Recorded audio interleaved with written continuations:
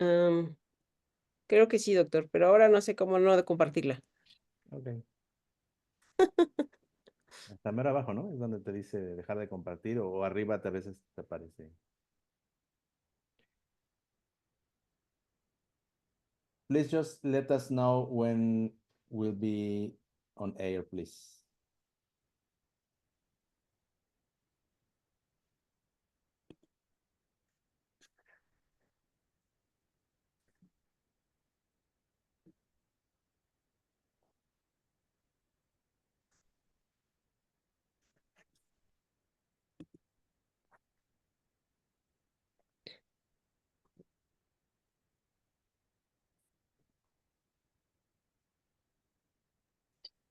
Yeah, I think that sounds great.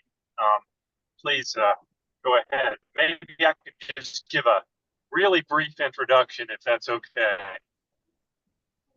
Um, my name's Claude Hill, and I'm one of the leaders that can come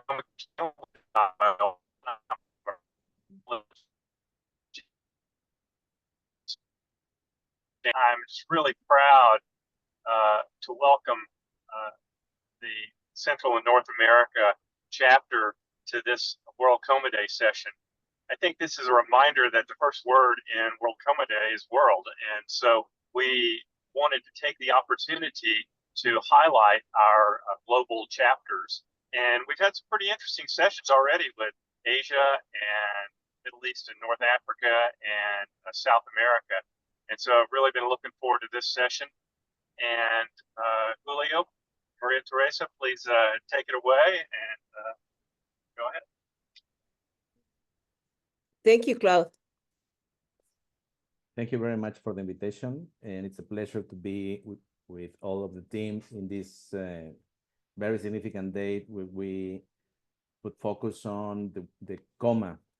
We will to make this session in Spanish, so from this moment we will speak in Spanish.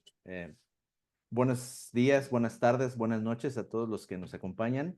En esta ocasión, la región Norte y Centroamérica de la Neurocritical Care Society, que está representada por varios países, entre ellos México, Salvador, la COSECATI y, por supuesto, Canadá. Bueno, vamos a tratar de integrar algunos de nosotros un poco acerca de lo que en la región, sobre todo en el tema de países de bajos recursos o medianos recursos, en torno al coma. Para la sesión nos acompaña la doctora María Teresa Mejía, quien es la presidenta del capítulo Norte Centroamérica, el doctor Misael Espinosa, que él es el coordinador del capítulo de neurocríticos del Colegio Mexicano de Medicina Crítica. Y pues una disculpa por parte de la doctora Gloria Vega y de nuestros representantes también de la COSECATI, porque no, cuestiones de agenda no pudieron estar conectados el día de hoy con nosotros. La doctora María Teresa Mejía presentará algunas diapositivas acerca de un poco de información que tenemos en torno a las causas y los motivos de coma en nuestra región. Adelante, doctora Teresa. Hola, un gusto compartir con ustedes y un gusto que nos inviten a participar a la región de América del Norte. También es un orgullo poder participar en español para que nuestros países se vean representados.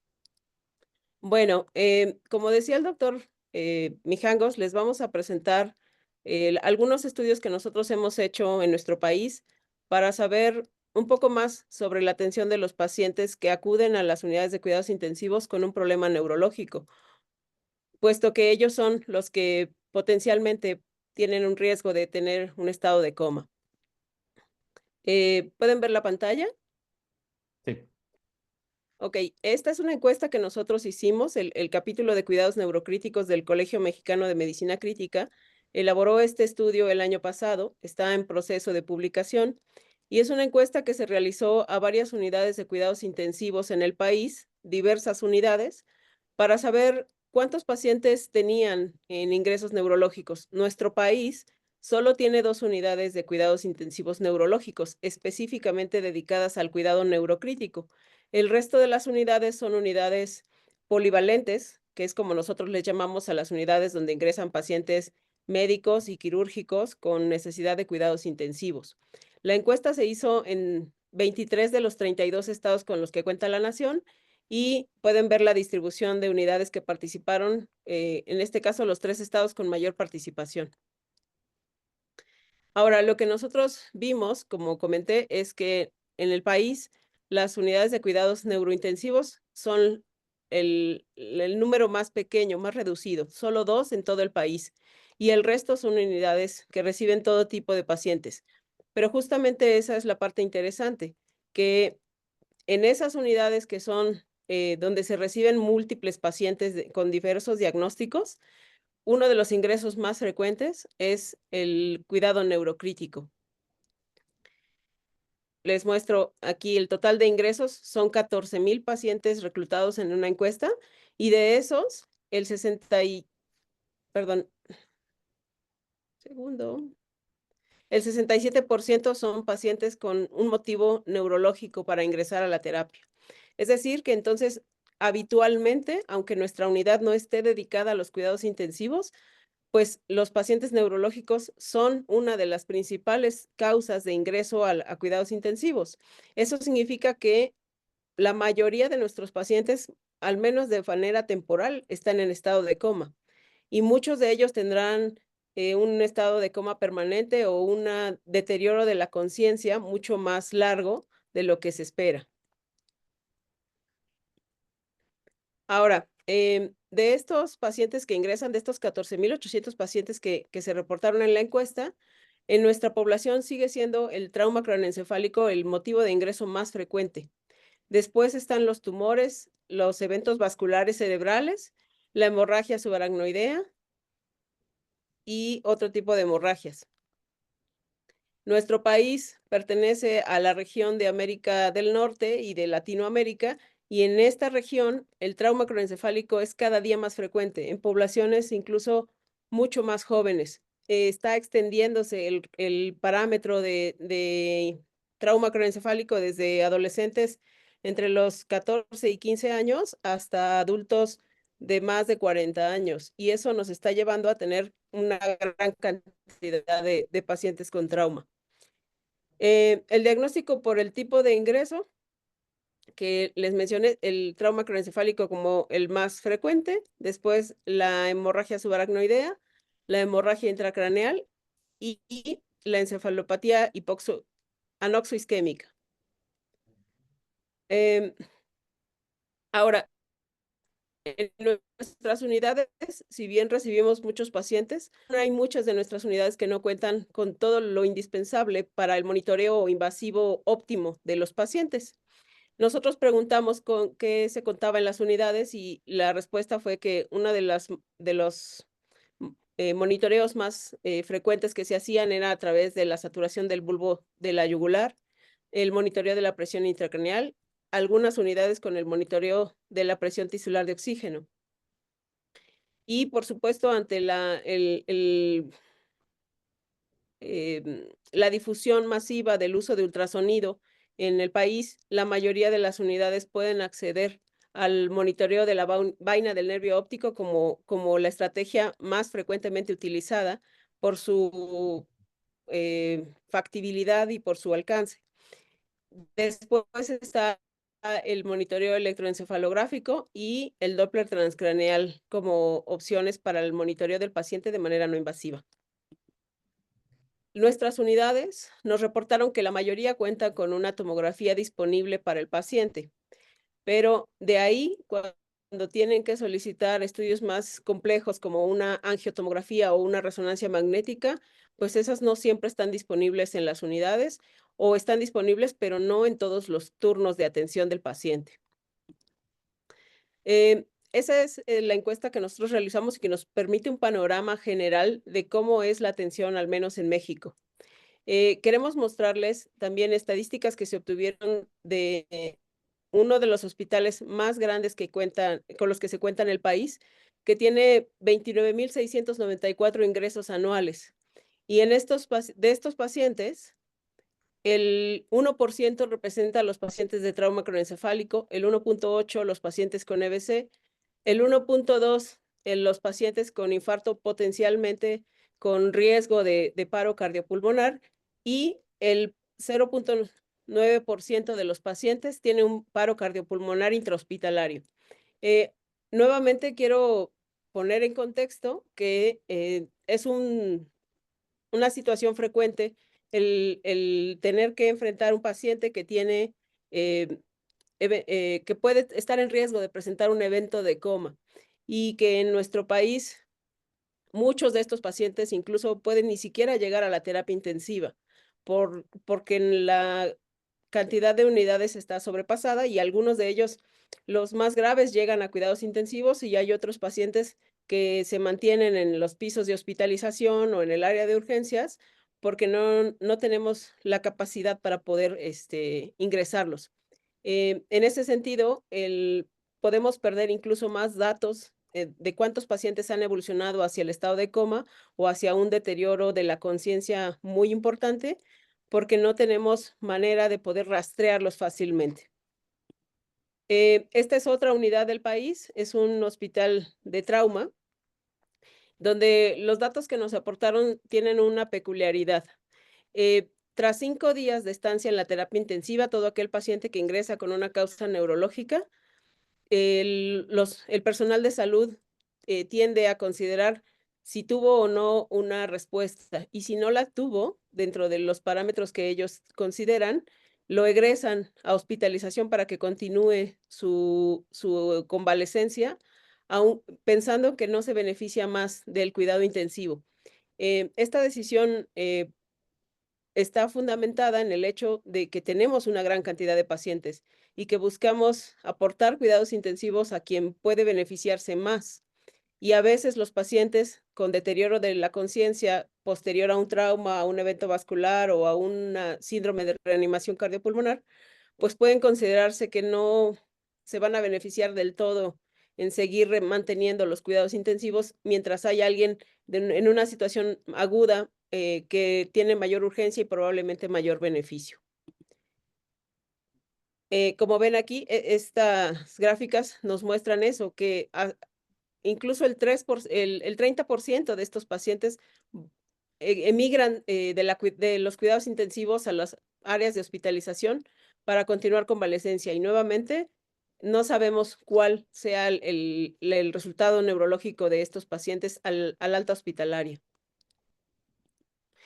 El año pasado también hicimos una encuesta para preguntar a nuestros médicos a nuestros médicos intensivistas, qué elementos consideraban más importantes para establecer un pronóstico ante un paciente que estaba en un estado de coma o de un deterioro de la conciencia. Y estas fueron las respuestas. La mayoría considera cuál es el estado funcional previo, cuál es la etiología del coma, cuál es la edad que el paciente tiene, su morbilidad antes de sufrir este evento agudo. Y de ahí después vienen los resultados de los estudios de auxiliares de diagnóstico que tengan disponibles. Esto es lo que en general nuestros médicos mexicanos toman en consideración antes de poder establecer un pronóstico. Habrá que también mencionar que nuevamente depende de qué estudios de imagen tengan a la mano y de las condiciones que reinen para su atención. Les preguntamos, por ejemplo, que quién es la persona que realiza el estudio neurológico cuando una vez que establece que el paciente está en un deterioro de la conciencia. En nuestro medio, el médico intensivista, que en general es un médico intensivista sin una subespecialización de cuidados neurocríticos, es quien realiza el examen neurológico del paciente. Nuestro número de egresados de la especialización de cuidados neurocríticos es muy pequeña y el número de médicos que egresan de cuidados intensivos, si bien también es insuficiente para las necesidades del país, son las personas que principalmente están al cuidado de los enfermos. Preguntamos, por ejemplo, con qué frecuencia se realiza el examen, entendiendo que el paciente en un deterioro de la conciencia tiene una evolución dinámica y que a veces en un día es un paciente con deterioro y algunos reflejos abolidos y al siguiente día o en el siguiente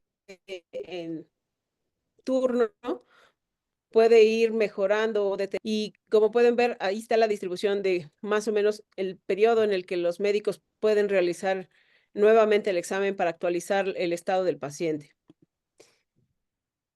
Algo muy importante es que preguntamos si es apropiado considerar el retiro del soporte vital en nuestros pacientes que persisten en un deterioro de la conciencia. Y la respuesta más frecuente fue no. Esto siempre será un tema controversial y dependerá de muchos aspectos, tanto del deseo propio del paciente como de las creencias y las costumbres de la familia, como de los resultados de los estudios, como incluso del mismo, de la misma convicción y valores del médico que lo está atendiendo, incluso de la institución donde está y de la región donde está. Sin embargo, cada día es más frecuente, al menos en nuestro país, que se solicite por parte de los familiares el que se suspenda el soporte vital y incluso se ha avanzado en la legislación vigente sobre la atención de cuidados paliativos y la muerte digna.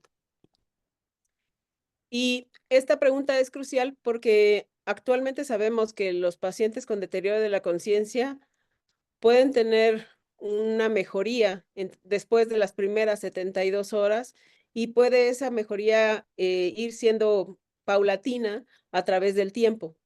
Y quizá muchos de esos pacientes a quienes se les solicita el retiro del soporte vital entre las 72 horas y los 7 días puedan erróneamente llevarse a ese retiro del tratamiento y eso conduzca a que nos estemos equivocando de una manera grave. La mayoría de nuestros médicos considera que podría tener pacientes en coma en esa situación en los primeros 7 días. Y esta es otra situación importante que preguntamos. Una vez que el paciente egresa de la unidad de cuidados intensivos con en un estado de secuela donde se ha establecido que hay un franco deterioro de la conciencia y que el paciente va a necesitar ayuda para las labores cotidianas, ¿a dónde egresa? Al menos en México no hay muchos lugares que se encarguen de cuidados crónicos para los pacientes, donde el paciente puede recibir el cuidado que requiere y los familiares puedan estar a su alcance. La mayoría de nuestros pacientes egresa a una unidad de un cuidado menor o a un pabellón de hospitalización y muchos de ellos son egresados a casa, con la dificultad que eso implica para los familiares para mantener el cuidado y la atención del paciente. Preguntamos una cosa más, es si nuestras unidades cuentan con un protocolo formal en la que se pueda establecer el tiempo de atención, el tipo de estudios, los resultados y cuándo plantear con los familiares una decisión sobre si continuar el tratamiento o al final suspender el soporte vital. La mayoría de los médicos que contestaron la encuesta nos dijeron que no cuentan con un protocolo formal.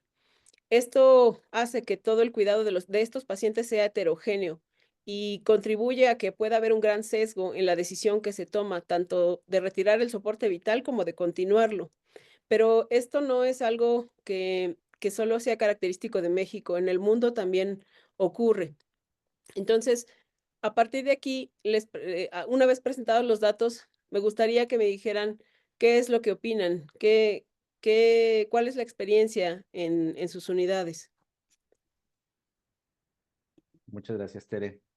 Bueno, haremos un muy breve resumen de la presentación y diré yo la parte más importante en inglés, en atención a las personas también que nos escuchan en otros países. What Dr. Teresa Mejia presents us is how we have many situations about how we attend these neurocritical care patients in our country. We have different challenge because we don't have enough neurocritical care areas. Only in Mexico we have 2 hospitals that have 2 neurocritical care units only. All of them are mixed units where we see medical and surgical patients. So almost 30% of the patients who receive these units are neurocritical care patients. So the challenge is big. And also for specialists in Mexico, we have only one place that form neurocritical care specialists. So we have a real challenge about specialized people who take care of them. The other thing is when these patients comes out from the ICU, they don't have enough sources to support the evolution and prognosis for the patients in coma. So I think that this is the big points that Dr. Mejia present us. Now we can discuss it. Thank you. Gracias. Misael, pues quisieras comentar algo acerca de lo que la doctora Tere ha presentado y cuál es tu perspectiva de lo que pasa en hospitales, sobre todo en escenarios donde no tenemos todos los recursos. Sí, claro, gracias, doctor. Buen día a todos. Pues la realidad es que es muy heterogénea el abordaje desde el punto de vista diagnóstico y terapéutico de los pacientes neurocríticos en general. Después, considerando las principales causas de origen primario neurológico que desarrollan estado de coma. También, pese a que pues, existen guías de abordaje, es muy diferente la atención de esta población de pacientes. Y como bien se ha demostrado en nuestro país, solamente hay 2 lugares específicos donde se atienden pacientes con personal idóneo, con formación adecuada para esos padecimientos. ¿Y qué nos lleva a esto? Pues que no haya una estrategia estandarizada de cómo abordar a este paciente que no recupera la conciencia. ¿Hasta qué momento la unidad de cuidado intensivo, obviamente la atención del médico intensivista y del equipo de cuidados críticos se otorgue? Y esto condiciona resultados heterogéneos en los pacientes, de tal forma que, no sé, un porcentaje de ellos despierta, recupera estado de conciencia e incluso se puede reintegrar a sus actividades cotidianas como lo hacía previo a su enfermedad. Y hay otros que posiblemente por no contar con este tipo de soporte y con todo lo que tendríamos que estarle ofreciendo como unidades de salud o sistema de salud, pues simplemente no se recupera, ¿no? Y no pasa tal vez la situación en la que se frena por completo la condición del paciente, ¿no? Que es que fallezca, sino que queda en una situación en la que es completamente dependiente de cuidadores hospitalarios, ¿no? Incluso que permanecen por meses o años dentro de los hospitales, o que se van a casa y que frenan por completo el avance de esa estructura familiar y pues obviamente todo lo que le rodea. Entonces, primero la integración del diagnóstico, la organización y la sistematización de nuestro sistema de salud en cualquiera de los medios para poderlo identificar hasta qué momento es importante y necesario que las unidades de cuidado intensivo participen en su tratamiento y obviamente los especialistas, y de esta manera poder mejorar los resultados, ¿no? Ahí puso una diapositiva la doctora sobre el concepto de máximo alcance de tratamiento. Eso es muy subjetivo. La interpretación de cuándo dejar de atender al paciente en este lugar es al día 5, ¿no? Por el intensivista. Y cuando sale de la unidad de cuidado intensivo, pues el paciente pasa a un lugar donde ya nadie lo va a ver, más que su familia, si es que va a visitarlo, ¿no? Incluso hay familiares que pierden la atención y lo dejan a la deriva. Y esto, pues obviamente, depende mucho de nuestra educación como sistema de salud. Correcto.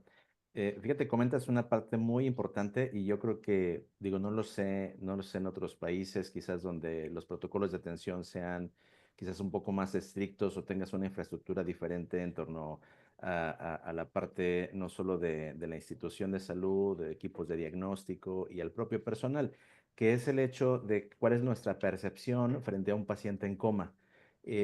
Yo creo que mucha de la comunidad médica que no está familiarizada con pacientes de esta naturaleza, y me refiero al paciente en general neurocrítico, ¿no? Con riesgo de hacer coma, como un paciente con trauma, un paciente con una infección neurológica, la percepción que se tiene es de un paciente que no va a tener una recuperación. y creo que eso frena mucho de las cosas que nosotros podemos brindar al paciente, sobre todo al inicio del manejo, ¿no? Creo que la percepción simplemente de no saber qué va a ocurrir genera mucha incertidumbre incluso en el propio personal de salud, ¿no? Y en este caso, quienes toman la decisión. Esa parte es crucial, ¿no? Es decir, ve uno un paciente intubado y la mayor parte de las personas piensan que ese paciente se va a morir, ¿no? Y eso creo que es un reflejo solo de lo que la información que le llega a las familias o al público en general, va más por la parte de lo que ven en películas, televisiones, etcétera, ¿no? Entonces, creo que sí es una parte bien importante donde nosotros mismos, como personal de salud, debemos primero tratar de tener claro cuáles son las posibilidades para sus pacientes. Debemos generar información como esto que nos presenta ya la doctora Teresa, saber primero qué tipo de pacientes atendemos, qué posibilidades tienen y con qué recursos contamos. Porque si no partimos de allí, pues la verdad es que suena difícil que podamos hacer algo diferente. No sé qué opinas, Tere, acerca de la percepción, justo lo que comentas al final. Creo que todos hemos tenido la experiencia, ¿no? De decir a un paciente, bueno, yo creo que ya no le puedo ofrecer algo más, y de repente el paciente al día siguiente lo ves que va mejor, y 2 días después, 3 días después, el paciente, ¿no? Sale adelante. Sí, doctor, yo creo que uno de los problemas principales que tenemos es justo la percepción del personal de salud de que la lesión es catastrófica, pero es una percepción, no tenemos los estudios que nos avalen, no tenemos a veces los especialistas que puedan ayudarnos. No todos los hospitales en nuestro país cuentan con un neurólogo que pueda darnos una opinión o que pueda interpretarnos los estudios en conjunto. Ese es un problema. El otro problema es que los familiares efectivamente entran en angustia y en una situación donde se nubla el pensamiento por el dolor que están padeciendo, por lo inesperado del evento, y a veces eso los lleva a pedirnos tempranamente que ya no sigamos adelante cuando se les dan informes sobre lo grave de la situación. Y entonces se autocumple esta profecía, como dicen en la literatura, ¿no? Anticipábamos que iba a salir mal y de todos modos sale mal, pero porque dejamos de hacer lo que quizá nos tocaba en una situación de impaciencia y en decisiones tomadas por los familiares basadas en el sufrimiento que en ese momento por el que están pasando. Em, una cosa muy importante, creo yo, es que deberíamos poder lograr esperar un poco de tiempo. Es difícil plantearlo al final. Es difícil plantearlo al final porque si no tenemos un entorno donde contemos con las herramientas diagnósticas que nos permitan aportar información de calidad, con el suficiente personal para poder mantener el cuidado del paciente y en una situación donde nuestro sistema de salud tiene una gran demanda de atención y tenemos un paciente con el que no sabemos qué vaya a pasar y otro en espera de ingresar a cuidados intensivos con una lesión grave, quizá en otras condiciones donde pueda mejorar de manera más pronta, pues eso es un entorno que se combina para que no podamos fácilmente proporcionar la atención que los pacientes en deterioro de la conciencia requieren. Claro, claro, definitivamente, como dices, la presión de los sistemas saturados que tenemos en estas regiones del mundo a veces se convierte también en un factor importante. También está con nosotros el doctor José Suárez. Quisiera también hacer alguna intervención. Adelante, doctor José, bienvenido. Sí, no, muchas gracias a ustedes por la discusión. Paul, I'll give an overview and summary after I speak here in Spanish, so that and for all the others are English speakers, so that everyone understands what we're discussing here. Me parece muy interesante porque, pues, escuchando la experiencia de ustedes, no es diferente a la experiencia de lo que escuchamos en Sudamérica, lo que escuchamos en Asia, lo que escuchamos en el Oriente Medio, incluso en Europa, ¿no? O sea, ahí existe esta visión, como todos han mencionado, pues una visión muy pesimista, ¿no? De lo que es el paciente neurocrítico en coma o con alteración del nivel de conciencia, ¿no? Yo siempre hablo, y sé que obviamente todos hablamos de la profecía autocumplida, yo siempre menciono esa García Márquez, ¿no? Crónica de una muerte anunciada, ¿no? Si vamos obviamente a desconectar al paciente, vamos a retirar el soporte vital, pues claro que el paciente se va a morir, ¿no? Pero es muy interesante, María Teresa, que tú mostrabas en la diapositiva, que el 70% de los encuestados dijeron que no se debería retirar, ¿no? A pesar de que probablemente en la parte práctica lo hacen, ¿sí me entiende? O existe el sesgo a retirar de pronto soporte vital o abandonar ese paciente prontamente una vez que se va de la UCI, ¿no? De la unidad de terapia intensiva. No se le hace un seguimiento adecuado. Lo mismo decían los suramericanos, lo mismo dicen en Europa, y en Europa obviamente usan un concepto que a mí me parece muy interesante, que es el concepto de la neurofobia, ¿no? Es decir, que muchas personas, muchos en médicos, enfermeros, e incluso los de terapia física y terapia ocupacional, le tienen miedo al cerebro, ¿no? Entonces, no tienen miedo al cerebro, no lo entienden bien, entonces no pelean por el paciente. Entonces, realmente lo que hay que hacer es cambiar el concepto de neurofobia a neurofilia. O sea, que aprendamos a querer al paciente entendiendo mejor el cerebro. Paul, what we were talking about was about the fact that, yes, there is a lot of variability in the practice when they take care of patients, but they also feel, just like the South Americans and what we heard in the Middle East and in Asia and even in Europe when we were in Brussels, is that there is this bias, towards the patients that any neurological patient that has a altered level of consciousness, especially patients in coma, that everybody thinks that the patient's going to do poorly.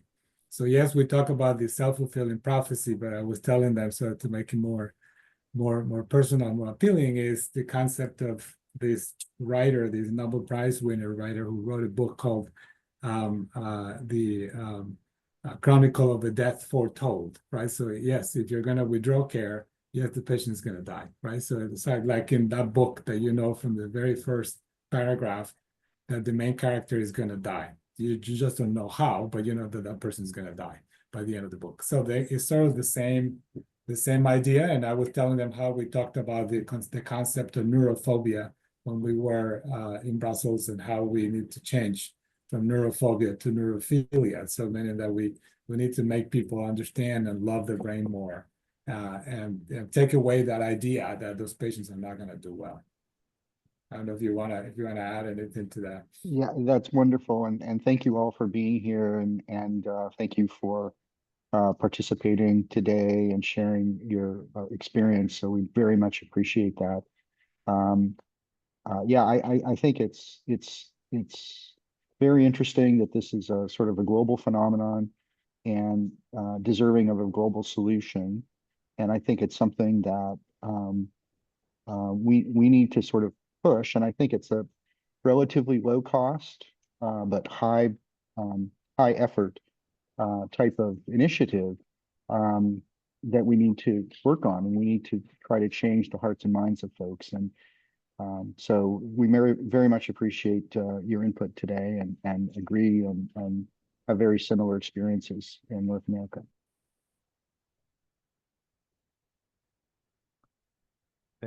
Thank you, Dr. Paul. It's a pleasure to be here and try to share the thoughts we have around this big topic for everybody. As the slogan says, the hope, I think, is the way we need to change our minds in this topic. Y decía yo hace un momento que creo que el eslogan que tiene la misma campaña, ¿no? El de la esperanza del despertar, es correcto, ¿no? La esperanza que tenemos nosotros mismos como equipo de salud debe ser el poder abogar porque los pacientes vayan mejor, ¿no? Y no desanimarnos, ¿no? Siempre creo que existe, desde por ahí hay algunos artículos publicados, lo que comentaba el doctor Suárez, ¿no? La fobia que hay a los pacientes neurológicos, ¿no? Estudiar neurología siempre cuesta más trabajo, todo el mundo lo ve difícil. Creo que eso a veces aparece desde la escuela de medicina. Entonces, ciertamente creo que sí debemos pensar en lo importante que es cambiar este chip. Adelante, doctor Vespa. And one additional thing, I know that the president of the NCS, Susan Yeager, just texted me that she's on as a observer, so she doesn't have panelist privileges, but she wants to again express her sincere gratitude and thankfulness. She very much appreciates all of you and appreciates your input. Thank you. Thank you, Dr. Susan. It's a pleasure to be here and have you here also. Bueno, tenemos algunos comentarios también de las personas que, como la doctora Susan en el chat, y comentan también el hecho de que a veces el tema también de procuración de órganos en estos pacientes se convierte en un tema importante, ¿no?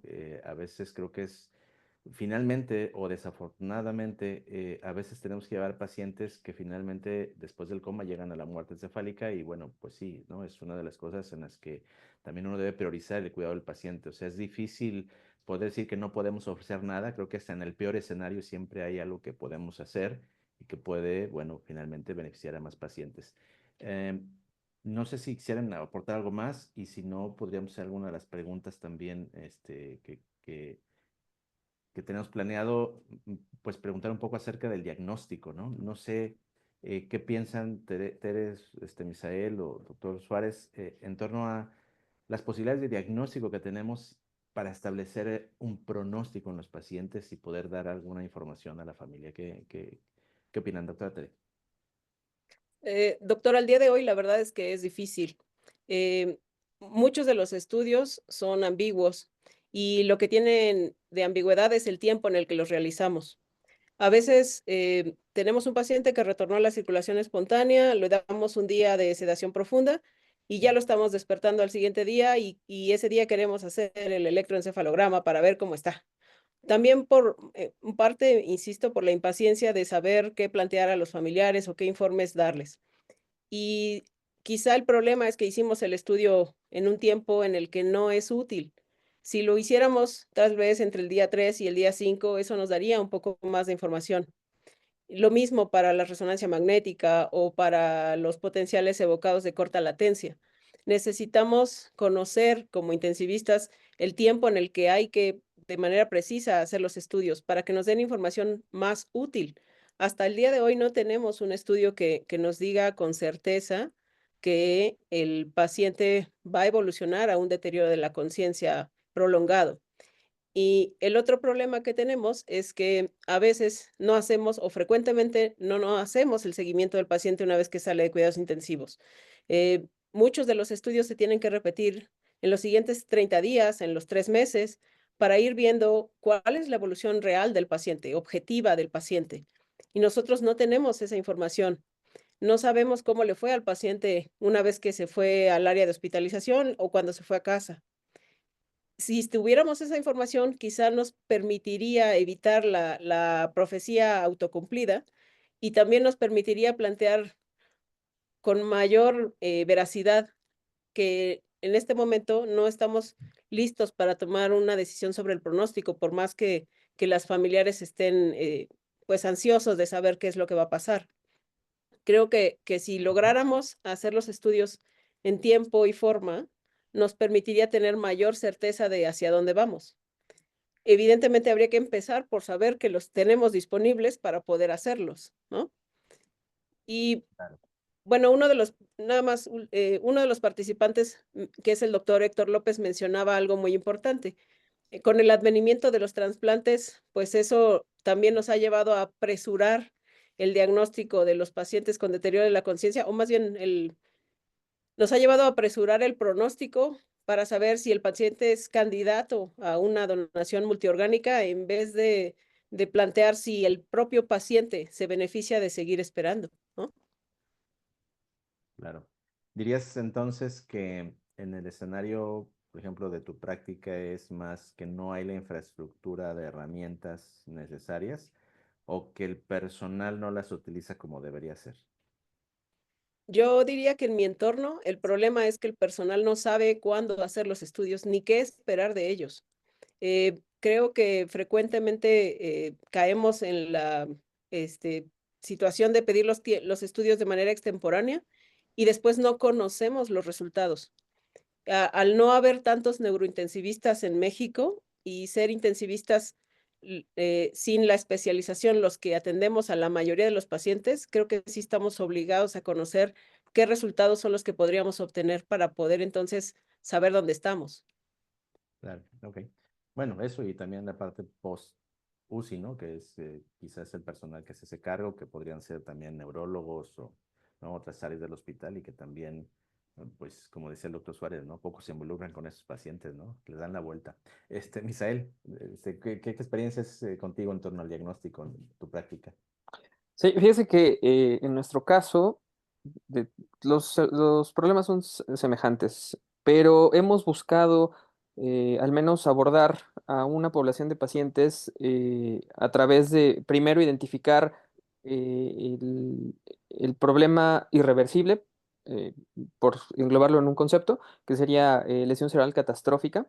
Todavía cuesta un poco de trabajo con el mismo personal de cuidado intensivo, ¿no? Pero afortunadamente, este cambio generacional del personal de las unidades ha permitido ir integrando conceptos que se pueden homologar en pues, gran parte de este grupo de médicos. Llegando a esto, tenemos ya un plan, bueno, un poco eh, pues seguido por la mayoría de los médicos de una de las unidades de cuidado intensivo en las que trabajo, en donde después de 72 horas de identificar este diagnóstico de lesión cerebral catastrófica, habitualmente lo hacemos en los pacientes de neurotrauma, pero en otros enfermos que tienen también daño estructural, como hemorragias espontáneas o como accidentes cerebrovasculares isquémicos, si evolucionan hacia estas características, a las 72 horas de darle soporte intensivo, con el objetivo de recuperar el daño cerebral en la medida de lo posible, volvemos a hacer estudios de imagen. Nosotros sí tenemos bueno, en el caso de este centro que se encuentra, pues obviamente limitado en cuanto a accesos a estudios de imagen más complejos, tenemos tomografía y es con lo que trabajamos.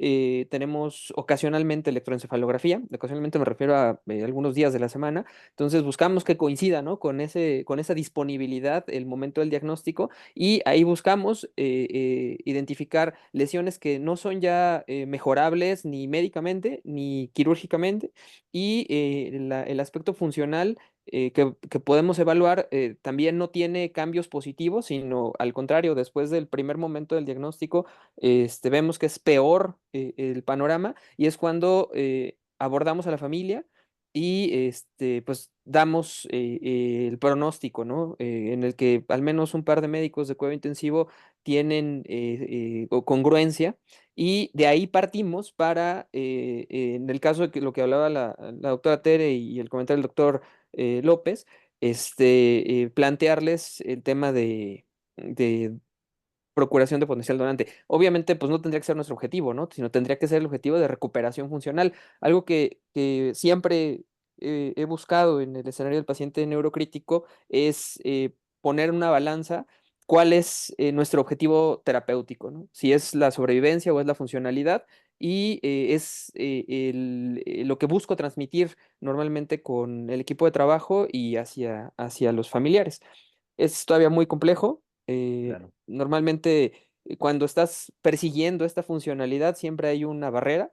Puede ser la barrera familiar, que esa pues, es comprensible, ¿no? Porque pues no tienen la obligación de conocer qué está pasando con el paciente desde el punto de vista médico, pero la peor barrera, que es la que frecuentemente nos encontramos, es el sistema en el que me desarrollo o en uno de en los que me desarrollo desde el punto de vista asistencial y la disponibilidad de los recursos. Y no precisamente es del recurso de equipo médico, ¿no? Sino de los ejecutores de esos estudios.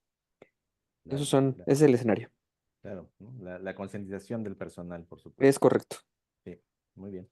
Doctor José, Sí, no, muy interesante, de acuerdo, ¿no? Entonces, obviamente, la disponibilidad de recursos es algo que obviamente es una limitación muy grande, pero también la educación, ¿no? Que tan educados están las personas que están cuidando a los pacientes. Cuando hablamos de intensivistas, pues estamos incorporando no solamente a los médicos, sino también a los enfermeros que trabajan en la UCI, ¿no? También es importante porque obviamente los enfermeros son los que están con el paciente todo el día, ¿no? Están interactuando con la familia. Entonces también es importante que el mensaje también sea más o menos congruente, ¿no? O sea, que todos sepamos más o menos cómo está el paciente. Si no terminamos con conceptos completamente diferentes, la familia queda completamente confundida, ¿no? Sucede, he escuchado el mismo comentario en todas las regiones del mundo que hemos hablado sobre el tema, pero también,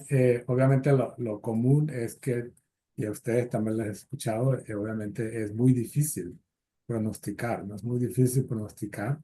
Hemos aprendido que no teníamos tanta certeza como pensábamos.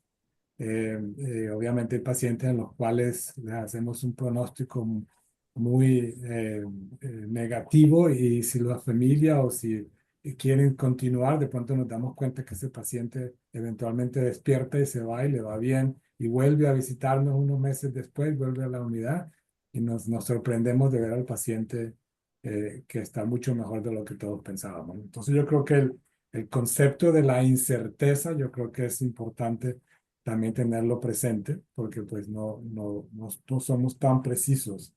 Como dijo María Teresa, estoy totalmente de acuerdo con los datos que tenemos hasta el momento. Por eso es importante colaborar de pronto todos de todas las regiones del mundo, todos estos registros, para poder de pronto acercarnos un poquito más a un diagnóstico más certero, ¿no?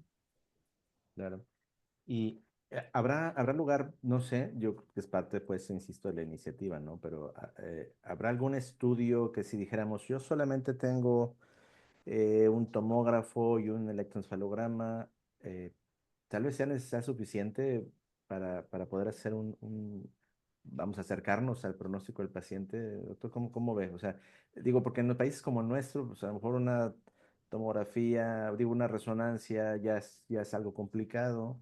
A lo mejor estudios muy especiales de potenciales, tampoco los tengo. Pero tal vez, si tuviéramos que elegir entre imagen o electro o ambas, ¿en qué periodo más o menos de tiempo podría ser una buena idea? Sí, muy buena pregunta. Yo creo que la respuesta, yo creo que es sí, sí se podría.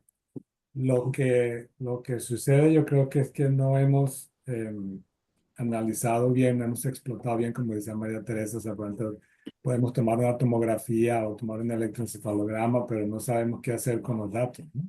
Entonces, yo creo que la idea sería de pronto analizarlos mejor, ¿no? Por ejemplo, con la tomografía, no solamente mirar la tomografía y decir, si tiene un infarto cerebral o tiene una desviación de la línea media. De pronto hay otra información, de pronto cuantificar un poquito más los daños, los datos de la tomografía, de una manera que se pueda aplicar, se pueda utilizar en todas las regiones del mundo, ¿no? O sea, hacerlo de una manera muy fácil. Por ejemplo, se me ocurre a mí que de pronto podemos obtener unos datos básicos del paciente, por ejemplo, presión arterial, oxigenación sistémica, variabilidad de la frecuencia cardíaca. A eso le agregamos la tomografía, y si tienen un electroencefalograma, de pronto el electroencefalograma básico, y de pronto, si tenemos datos suficientes de muchos pacientes, podríamos ser un poquito más precisos. Es decir, estos pacientes que tienen estas características de presión arterial, características de variación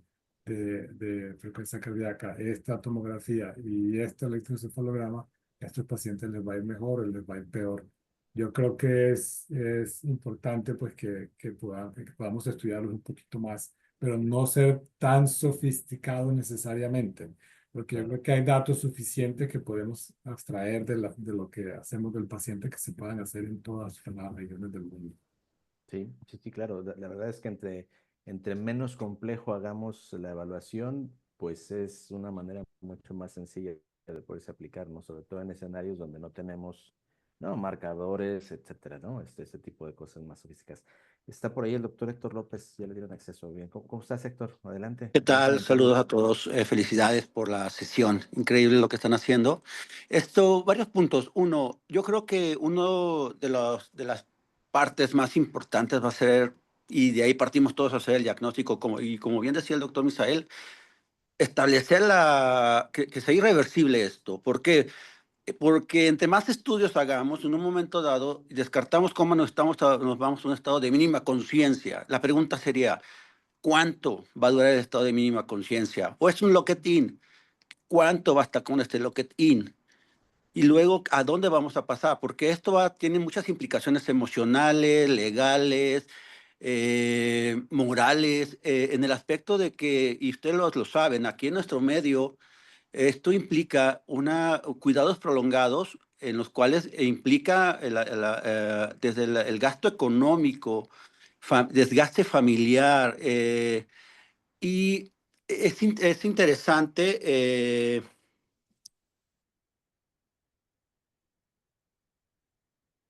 Te dejamos de escuchar. Lo perdimos a Héctor. López, pero sí, un punto muy bueno el que trajo a colación, ¿no? Porque obviamente, ¿cómo sabemos, no? No hay manera de determinar con certeza hasta el momento de los datos que tenemos. O sea, eso es un gran vacío en el conocimiento científico que tenemos hasta el momento. Claro, y también tocó un tema importante que ya lo había tocado la doctora Tere, es el hecho de quién se hace cargo de los pacientes, ¿no? Fuera del ámbito hospitalario o aún incluso estando el paciente aún en el hospital. Yo comentábamos por ahí cuando estuvimos en Argentina que esto convierte también en un tema de género. ¿Por qué? Porque generalmente si hablamos de trauma, pues quienes más se traumatizan son los hombres, ¿no? Y al final quien más cuida a los hombres son las mujeres. Eso es una cosa estadística, eso lo vemos, ¿no? Cuando sales al hospital, das información, quien recibe es la esposa, la mamá, ¿no?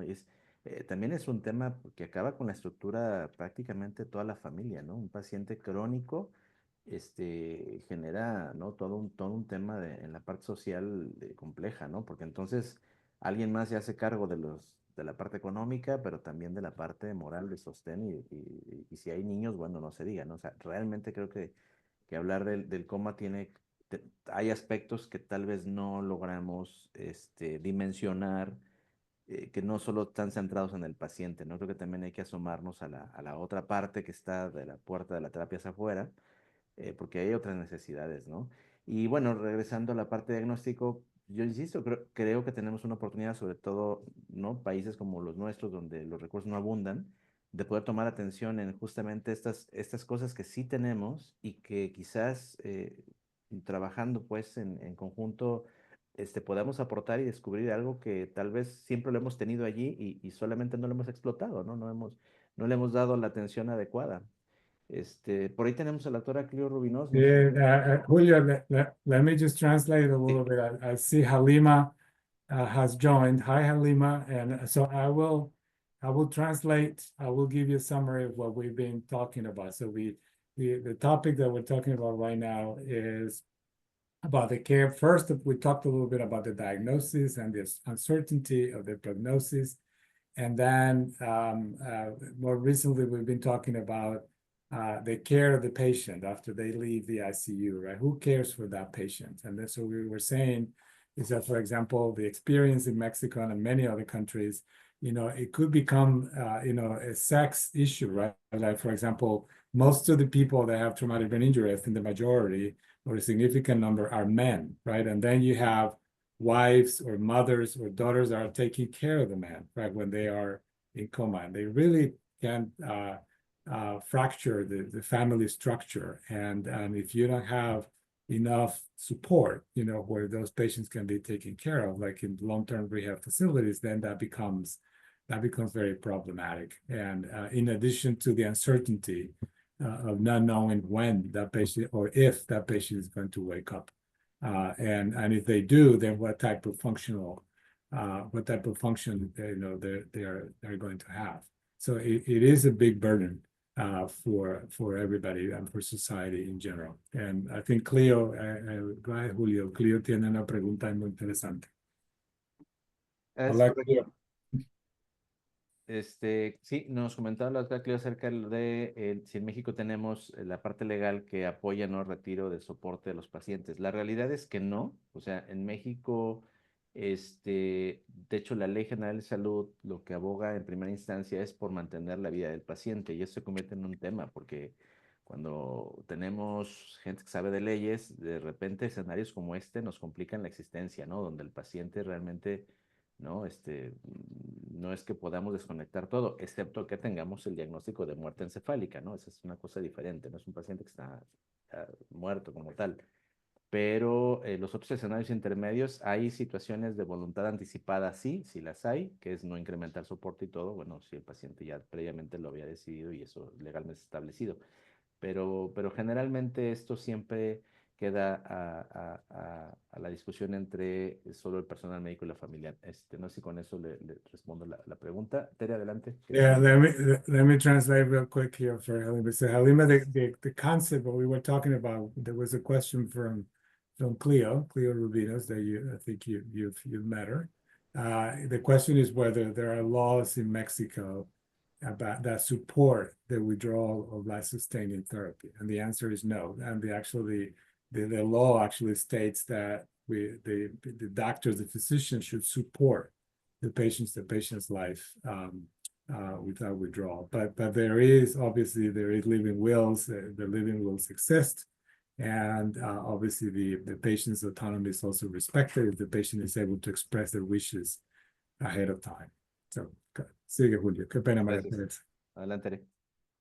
De hecho, doctor, la Ley General de Salud sí tiene un artículo, me parece que es el 345, que establece que sí se puede retirar el soporte vital en solo dos condiciones. Tiene una peculiaridad, que es, se puede retirar el soporte vital siempre a petición de la familia. O sea, empieza el artículo diciendo a petición de la familia y después dice que solo en dos condiciones. Cuando el paciente ya está en paro cardiopulmonar, es decir, para que no reciba RCP, y dos, cuando el paciente tiene muerte cerebral. Entonces, pues evidentemente no abarca el hecho de poder suspender el soporte vital en un contexto de deterioro de la conciencia. La legislación ha avanzado hacia los cuidados paliativos, pero no en ningún momento para considerar que se retire de la ventilación mecánica o que se retire el soporte aminérgico del paciente, ¿no? O sea, eso siempre queda a discreción de la decisión entre la familia y el personal de salud que lo atiende. No sé si contesté su pregunta, doctora Clinos. Sí, correcto, como dices, ¿no? Son esos escenarios, pues obviamente que en la parte legal y en la parte práctica, pues salen del escenario que es el común, ¿no? Donde el paciente solo tiene un deterioro y dices, ¿qué vamos a hacer, no? Ahí es complicado. Ok, no sé si quisieran comentar algo más. Estamos creo, ya casi en tiempo. Dice la doctora Clio que sí han respondido la pregunta. Muy bien. Había otra pregunta, Julio, de Chaitan Rao, de Houston, de si hay alguna manera de saber cuánto es la variabilidad en el retiro de soporte vital en Latinoamérica. Hasta donde yo sé, pero creo que es muy difícil contestar esa pregunta, ¿no? Pero, Correcto. No, yeah, no. Chaitan, it's very hard to answer that question, but thank you for your question. But what they're saying is that it's very difficult to quantify or to know how much that variability is. And I agree with Cleo that yes, this is an opportunity, to study. Sí, sí creo que la oportunidad que tenemos de estos huecos es tremendo y definitivamente todos nos enfrentamos a esta situación. No es algo raro, ¿no? Creo que es algo frecuente y bueno, sobre todo, pues en el escenario práctico sí tenemos conflictos, incluso a veces, y debo suponer, a veces entre el mismo personal médico tenemos diferencias en la decisión que tomamos respecto a los pacientes. Así sea incluso a veces egresarlos de la terapia intensiva, ¿no? Sobre todo cuando sabemos que van a ir a un área con menor cuidado y el paciente tiene un potencial todavía de recuperación, donde quizá lo pierda solo por el hecho de salir de la terapia intensiva, ¿no? Ya no se diga el retiro del soporte vital o no, o el no incremento del soporte, ¿no? A veces, si partimos del hecho de que decíamos al inicio, ¿no? Que a veces este tipo de pacientes nos generan ya un desánimo, ¿no? El pensar de manera pesimista, pues estos escenarios, bueno, pues, se convierten todavía más pesimistas. Y yo voy a insistir en esa parte. Creo que ya decían, la educación del mismo personal nos debe hacer cambiar esta forma de verlo. Y no solo el médico, ¿no? De enfermeras y todo el equipo que trabaja con el paciente, ¿no? Rehabilitadores, etcétera. Creo que eso es lo que va a hacer la diferencia. No sé si extiende algún mensaje para el cierre, Tere, es Misael o el doctor José. No, doctor. Bueno, Héctor preguntaba si alguno de nosotros tiene una estimación de cuántos pacientes mejoran el estado neurológico en cada uno de nuestros centros. Yo creo que no. Difícilmente podríamos estimarlo, Héctor. Apenas Y pues comenzamos a al saber final, cuál es la causa por la que llegan. y bueno, al final yo diría que me gustaría mucho que avanzáramos los intensivistas que día a día atendemos a los pacientes en el conocimiento de los estudios, en, como decía el doctor Suárez, en saber que si al menos tenemos un electroencefalograma disponible, pues entonces hagamos el seguimiento con eso y veamos qué pasa para que el resto del mundo pueda saber también que se puede hacer pronóstico aún con recursos limitados. Bien, muy bien. Misael. Pues gracias a todos. Nos llevamos mucha tarea, eh, al menos para sentarnos en el capítulo y poner manos a la obra y trabajar. Gracias a todos. Bien. Doctor Suárez. No, muchísimas gracias. Una sesión muy buena. Muchísimas gracias por compartir la experiencia y me interesa por esos datos tan interesantes. Obviamente aportan mucho, porque pues si uno sin datos, pues no sabe uno para dónde va, ¿no? Ni qué hacer. Y creo que es un buen comienzo y pues hay que seguir, sobre todo educando, ¿no? Educando a nosotros mismos, a los médicos y a los enfermeros a entender un poco mejor y a poder apoyar a estas familias y a los pacientes a que salgan adelante, ¿no? Muchas gracias. Claro. Gracias, doctor, por el Bien. apoyo. Pues muchas gracias a todos por compartir y por estar Gracias, aquí en doctor la Suárez. sesión. Thank you so Gracias. much. Thank you. Thank you. Thank you very much. Thank you very much.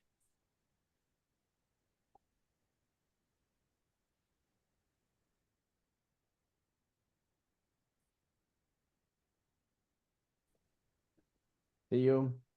Adiós. Nos vemos. You. Dios, Dios.